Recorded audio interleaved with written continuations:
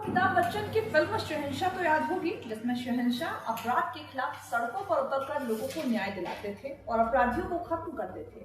ठीक इसी तरह का कोई शहंशाह पाकिस्तान में है, जो भारत के दुश्मनों को चुन चुन कर मौत के घाट उतार रहा और उस अज्ञात व्यक्ति को ना तो कोई जानता है, ना कोई पहचानता है। इस अज्ञात का डर केवल भारत के दुश्मनों को नहीं, बल्कि आतंक के आकाओं को भी सता रहा। साल 2021 में शुरू हुए इस मौत के खेल को 4 साल बीत चुके हैं, लेकिन अभी भी पाकिस्तान के खुफिया एजेंसी इस अज्ञात का पता नहीं लगा सके।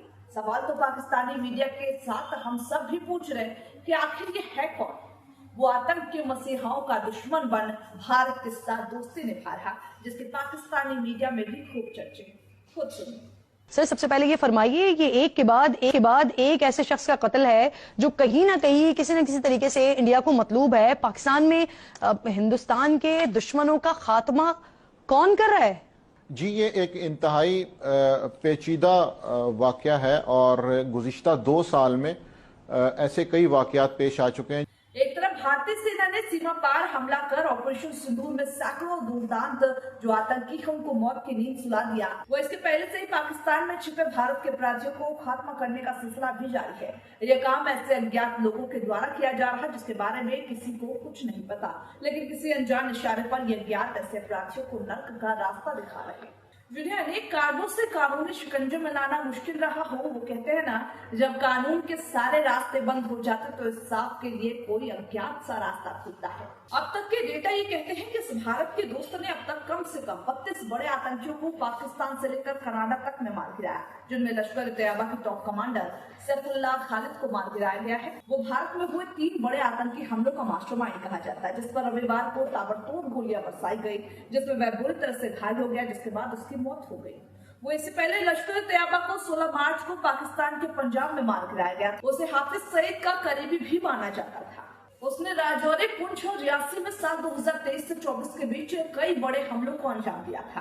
भारतीय नागरिक कुलभूषण जाधव को मारने के आरोपी मुफ्ती शाहमीर को भी इसी साल मार्च के महीने में अज्ञात लोगों ने मार गिराया था। मुफ्ती शाहमीर को जमियत उलेमाए इस्लाम का आतंकवादी माना जाता था। हाफिज सईद के रिश्तेदार मौलाना कासिफ अली को 17 फरवरी 2025 को खैबर पख्तूनख्वा के उसके घर पर ही मोटरसाइकिल सवार अज्ञात लोगों ने मार गिराया था। वह लश्कर तैयबा का कमांडर था और कई बड़े मामलों में शामिल था। और मौतों का आंकड़ा यही नहीं थमता। जैश ए मोहम्मद के आतंकी मुफ्ती फयाज को पिछले वर्ष 20 मई को खैबर पख्तूनख्वा में मार गिराया था। लश्कर तैयबा का अब्दुल्ला शाहीन भी माना जा चुका है। लश्कर तैयबा के हाजी उमर गुल और हबीबुल्लाह अदनान अहमद और जैश ए मोहम्मद के यूनुस खान को भी मौत के घाट उतारा जा चुका है। लश्कर तैयबा के आतंकी मोहम्मद मुजामिल और नईमुर रहमान और मसूद अजहर के करीबी मौलाना रहीम उल्लाह तारिक को भी अज्ञात लोगों ने मार गिराया था।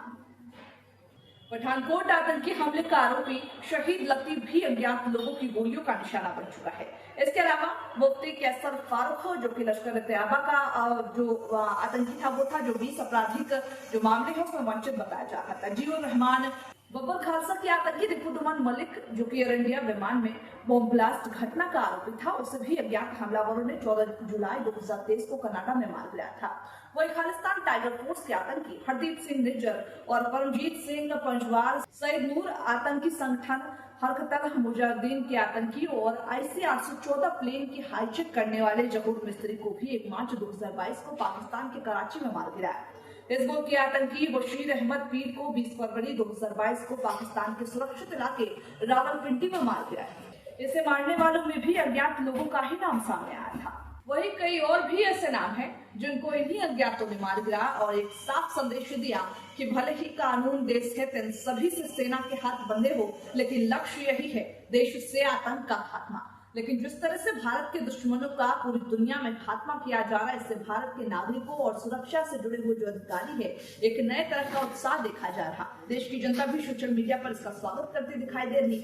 जैसे ही कोई बड़ा आतंकी इन अज्ञात लोगों की गोलियों का निशाना बनता, सोशल मीडिया पर उन्हें बधाई देने वाली पोस्ट की बाढ़ आ जाती। और इसे देखते हुए यह कहा जा सकता है कि लोग इन आतंकियों को किसी भी कीमत पर खत्म होते हुए देखना चाहते हैं।